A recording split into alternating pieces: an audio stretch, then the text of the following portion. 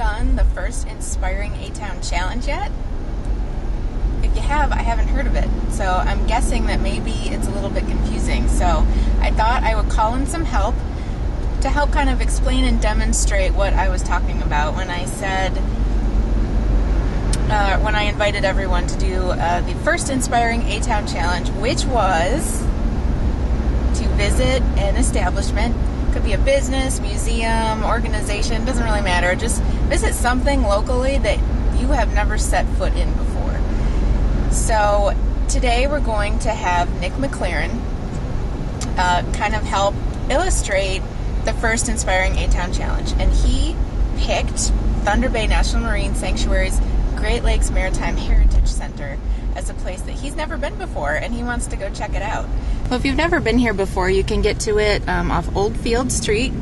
And really, I mean, you can't miss it. Look at that building. You can see it from a mile away. It's amazing. But it's at the end of Fletcher Street. So if you turn onto Fletcher off of Second Avenue, just follow it down to the end. And we're gonna park here and go in and take a look.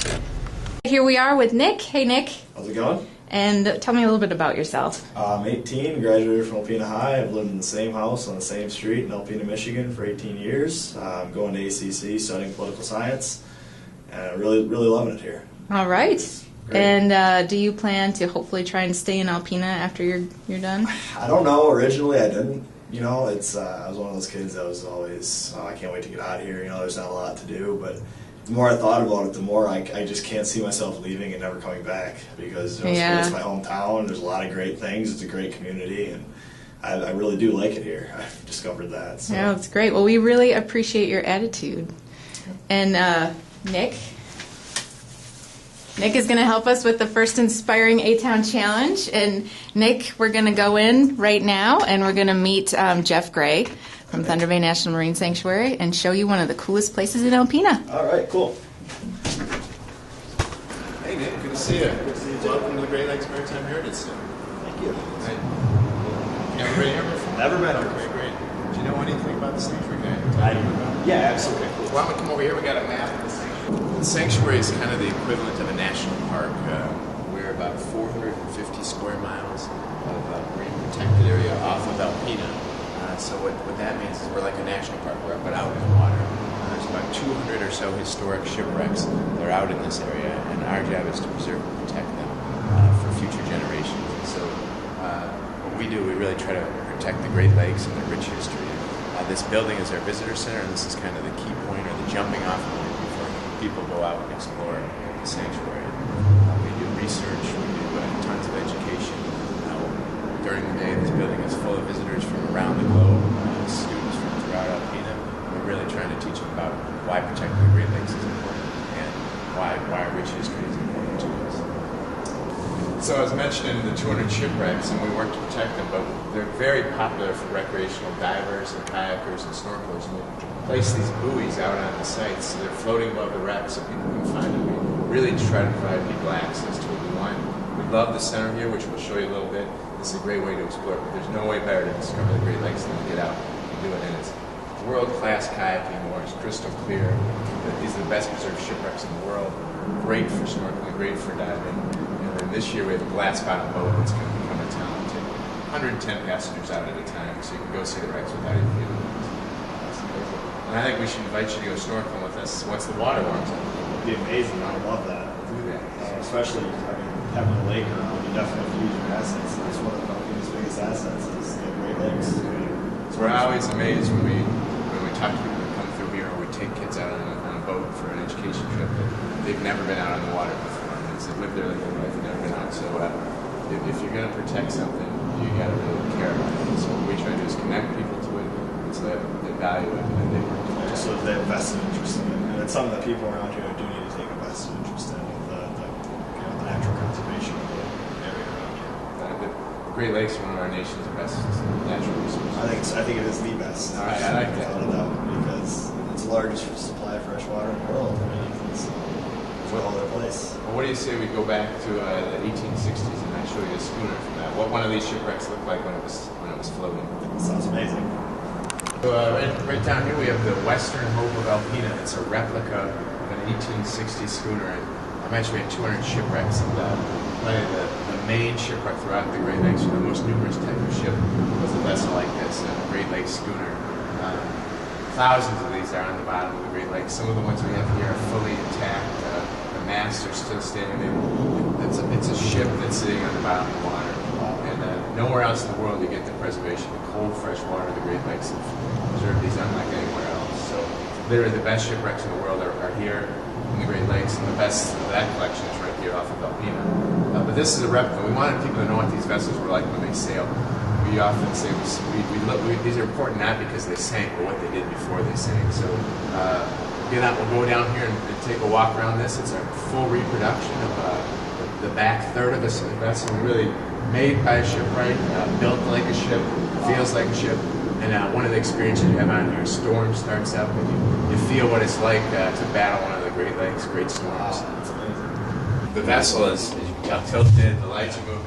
It gives you really feel that we're moving, and we actually have people that got seasick in here. So we really accomplished what we wanted to know what people was like at home. But this is what it was like. This is what it was like to live on a ship. This is where most of the crew lived, ate, slept, and this is the captain's quarters. That's the best that it got there. And so, this in here we teach kids and our visitors about what the ship was like at home. People lived on these things for a year at a time, and we really gave them that great experience. It's pretty cramped in here. Yeah. Hot in the summer, cold in the winter, cold at the end of the season. Yeah, I definitely be one of those getting seasick too. So. And we talk about the people because we look at these wrecks as a historical artifact, but it's really about the people that built them, that worked on them, that died on them. So let's go up and we'll face a storm in the Great Lakes.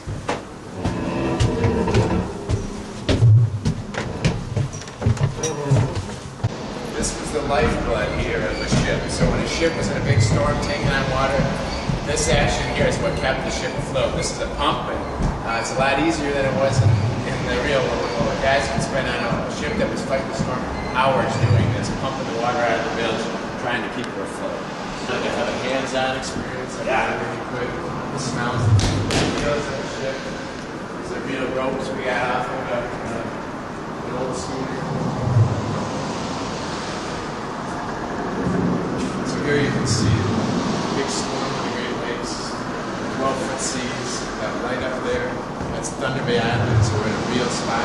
We have a whole story that goes around with this ship. The ship is heading south down Lake Huron, trying to make it out of the storm into the protection of Thunder Bay. From a ship to shipwreck, and this is what part of that vessel we're on would look like as a shipwreck today. We designed this so we were in about 100 feet of water, just forward of where we were on that ship.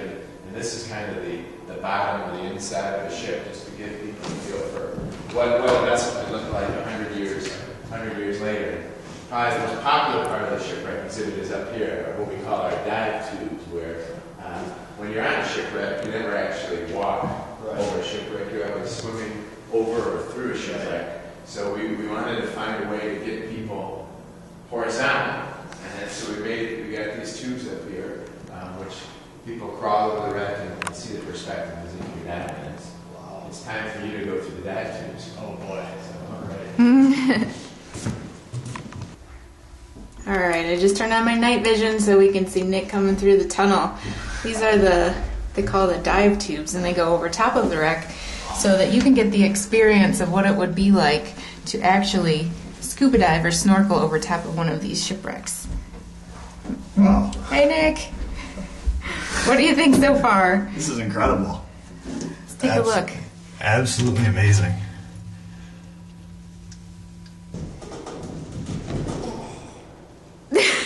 How was it?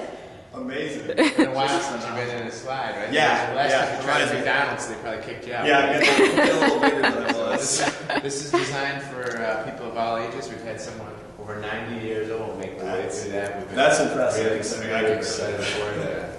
And so we really encourage people to do it. Kids love it. Adults love it. It's just a great way to, have it in a museum where it's fun. The ship's built to play on. The waves you can crawl on. It's a great place. We have overnights here for kids. Where kids are sleeping over and camping out, Girl Scouts. That's phenomenal. Just great. Let's go see what else. All right. This is from the Northern Marriage. It's one of the most recent vaccines.